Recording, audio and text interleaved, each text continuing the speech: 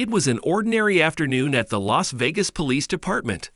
Officers were busy with their usual routines, filing reports, answering dispatch calls, and handling the steady flow of daily work. The air hummed with the familiar sounds of ringing phones, radio chatter, and the occasional clatter of a coffee cup being set down a little too hard on a desk. At the front desk, Officer Harper was typing up some notes from his last call when the station door swung open. He barely glanced up, assuming it was another resident with a minor complaint or someone coming to check on a report. But when his eyes lifted fully, he did a double take. Walking through the entrance, dressed casually in a jacket and jeans, was none other than Caitlin Clark. Harper blinked. Was he seeing things? Caitlin Clark here? Without a security team? Without cameras? The other officers in the lobby noticed too. A few cast quick, curious glances. Some whispered among themselves, exchanging murmurs of speculation. What had brought one of the most well-known basketball stars in the world to their precinct, completely unannounced?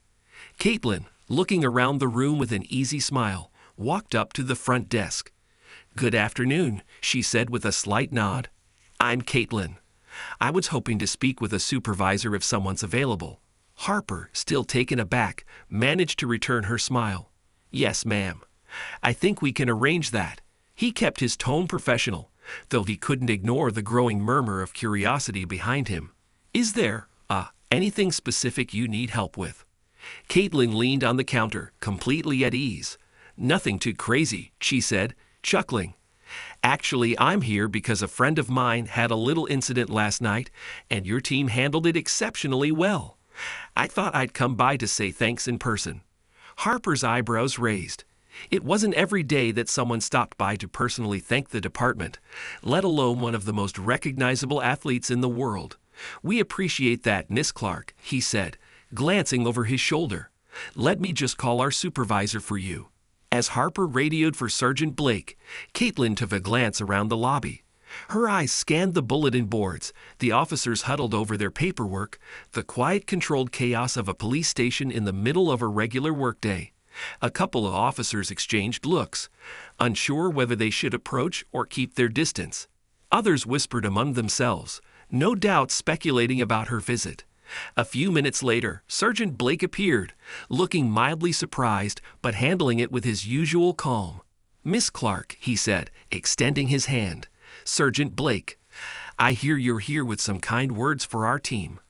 Caitlin shook his hand firmly and nodded. "That's right. Your officers were there for a friend of mine during what could have been a stressful situation. They were calm, professional, and really went out of their way. I just wanted to say thanks personally." Blake smiled. "Well, that's something we don't hear every day. We appreciate you taking the time to come in." Caitlin shrugged with a grin.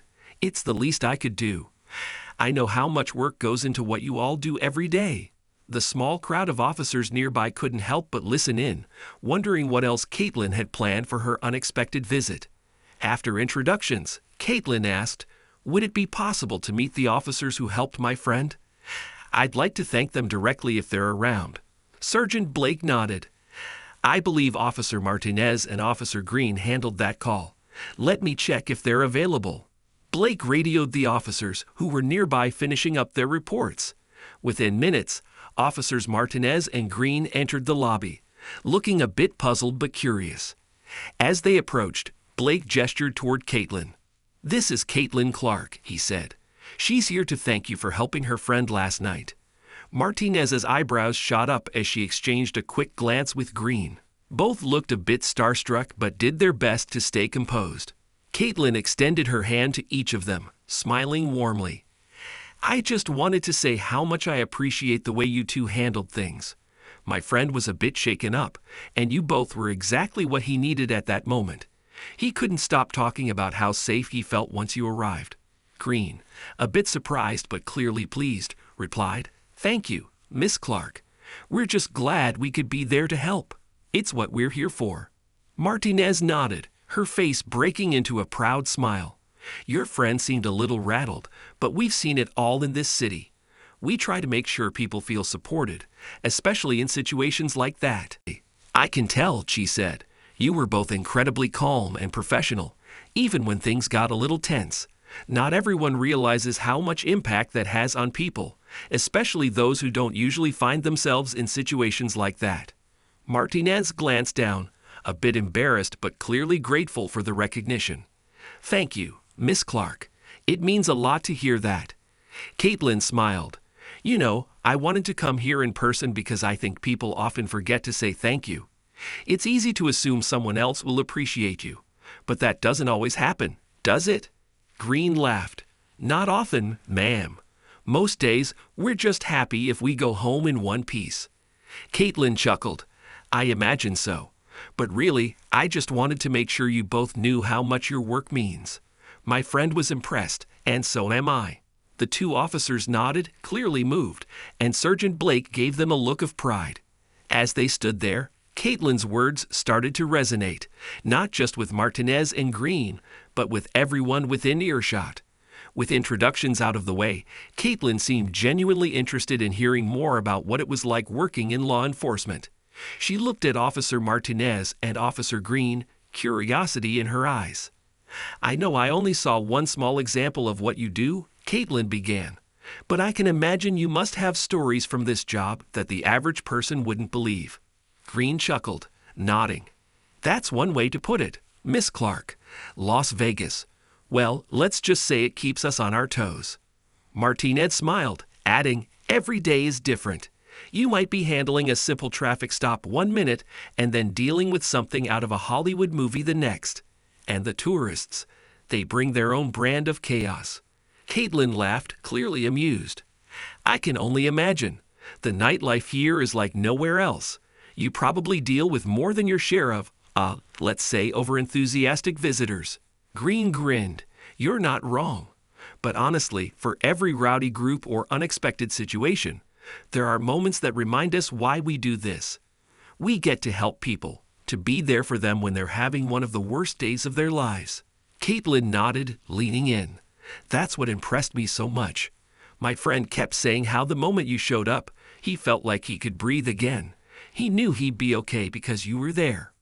Martinez glanced at Green, a subtle look of pride crossing her face. "That's what we aim for. It's hard to explain, but there's something special about making a real difference in someone's day, even if it's just by being there and showing that we care."